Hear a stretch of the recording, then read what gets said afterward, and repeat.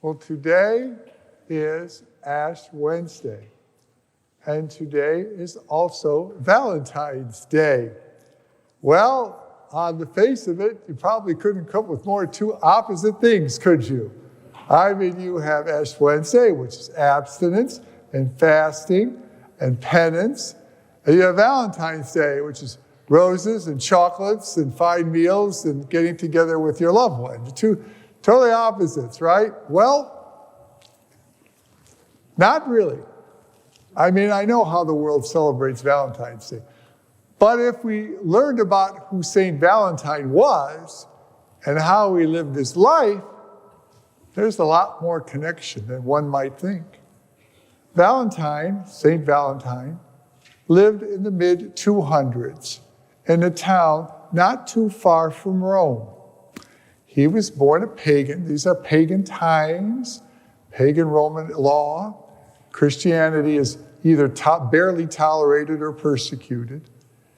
But he decides, meeting Christians in his town, that he too would become a Christian and was baptized. And he knew this, of course, was risky. Well, he was very good with his community. People thought he'd be a good priest. Back then, you basically did a tutorial with the local bishop, and when he thought you were ready, he would ordain you a priest. And then when the bishop passed away, the people elected him the next bishop. And he cared deeply about his little community. Well, in Rome, not too far away, of course, Rome has got 1 million people. It's the biggest city in the world at that time. There was a particular persecution of Christians. Many were rounded up and put into jail, and some were put to death.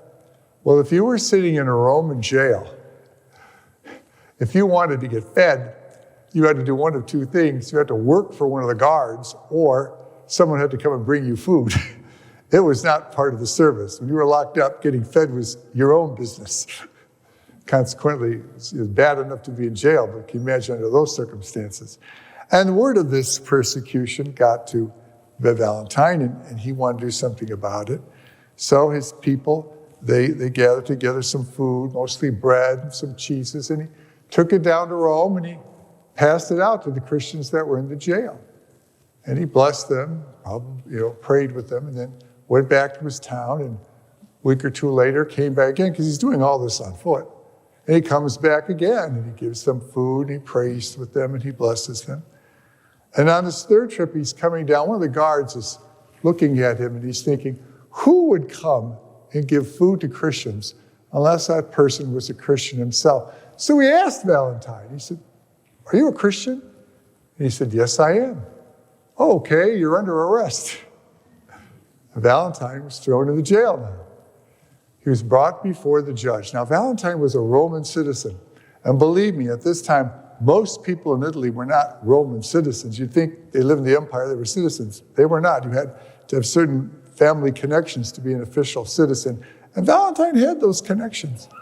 So the judge was going to go lenient on him and said to Valentine, look, just throw some incense in one of these pagan temples, make sure everybody sees you do it, and you'll be fine, I'll let you go. Valentine would have none of it. He said, no, I only worship the one true God. I will not renounce my faith in any way, even if it's to save my own life. I will not do that. I believe in the Lord Jesus Christ. And so the judge did something that only citizens were allowed to have, beheading. He was beheaded. As ghastly as it sounds, the Romans felt it was the most humane way of killing someone because it went fast. And he was beheaded for the faith. So when I think about Valentine in terms of Lent, there he was exercising two of the virtues of the three that are talked about today. He certainly prayed, and Jesus encourages people to pray, and almsgiving, taking care of others in need. And he certainly did that. So now that you know the story of the real Saint Valentine, you can see, hey, having an Ash Wednesday isn't so bad. After all, you can have those chocolates tomorrow.